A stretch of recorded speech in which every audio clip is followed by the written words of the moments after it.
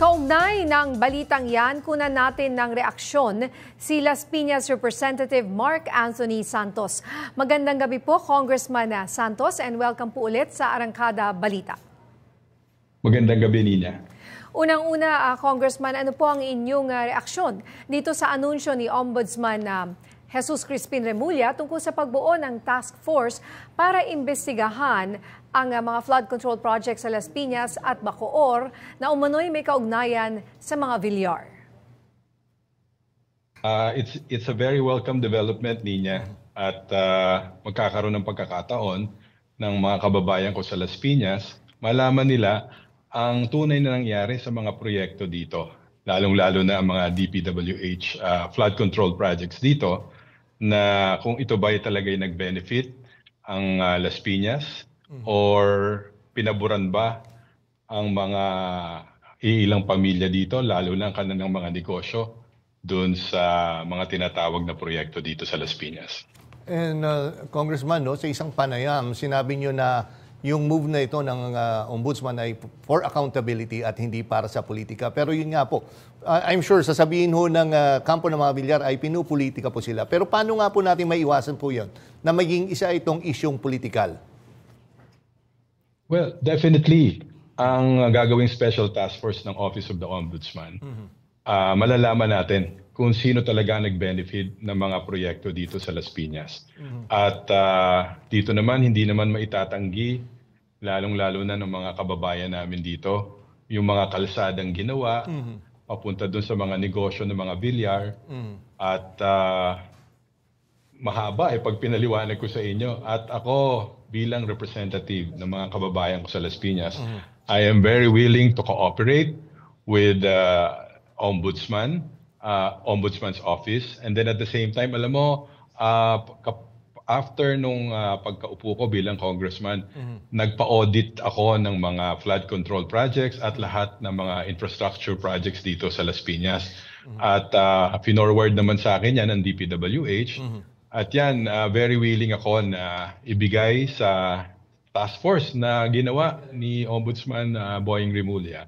At sana makatulong kahit papaano yung mga documents na nakuha ko dito sa DPWH. At kitang-kita naman dito yung mga projects na talagang kung sino ang nag-benefit at sino yung mga naka-corner ng mga kontrata.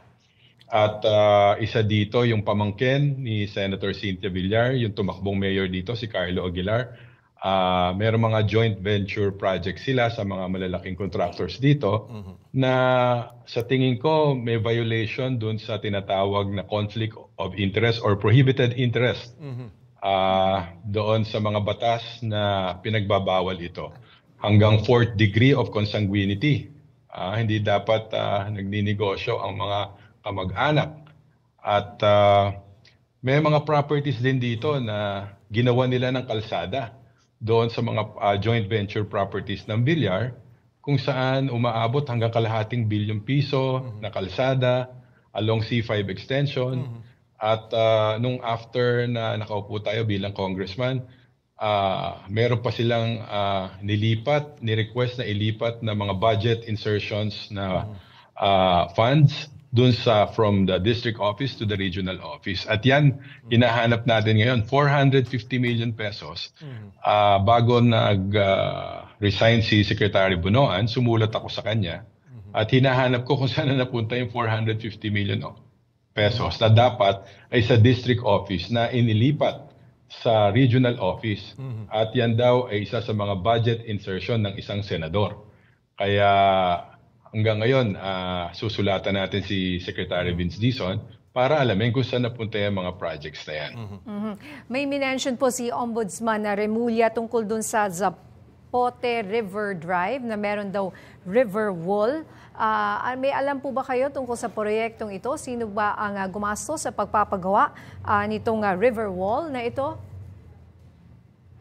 Itong Las Piñas Zapote River Drive project ay initiate ni dating Senator Cynthia Villar at ng buong pamilya nila. Yan sina Senator Mark, Senator Camille, sila ang mga proponents at I think sila din ang mga may mga initiative para sa mga pondo na yan. Nag-start ito mga 2012 pa. Umabot na ang siguro yung inimbestigahan ng opisina ko, aabot na hanggang 5 to 6 billion pesos itong proyektong ito. Itong sa Pote River, gumawa sila ng kalsada. Opo. Oo. Ang nasa batas kasi under the water code, pag main rivers, hindi mo pwedeng ang pwede mo lang kuning easement dyan is 3 meters.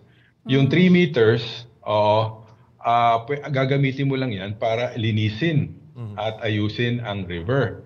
Pero ang ginawa nila, gumawa sila ng kalsada, nakitang-kita mo naman na papunta doon sa kanilang malaking mall, doon sa dulo ng boundary ng Las Piñas at Bacoor. At hindi lang yan, meron din silang ginawang mga river drive project papunta naman doon dito sa C5 extension. Opo. At doon nagpo-propose din sila, nagagawa sila ng isang casino doon. At yung katabing properties noon, ginawan din nila ng kalsada, nag-propose din sila ng kalsada, ginagawa ng DPWH, na yun yung hinahabol ko na pondo na phase 4 na sana yon. Siguro ang kalsadang ito nagkakahalaga ng mga almost 500 million. Parallel ito sa C5. Kung naalala ninyo, when Senator Manny Villar ran for president, ito yung naging issue talaga sa kanya, yung tinatawag na C5 at taga.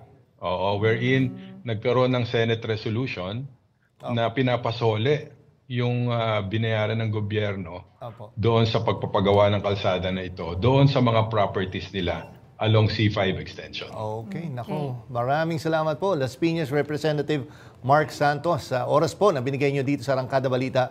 Mabuhay po kayo, sir, at magandang gabi. Mabuhay kayo, Jack at Nina. Maraming salamat.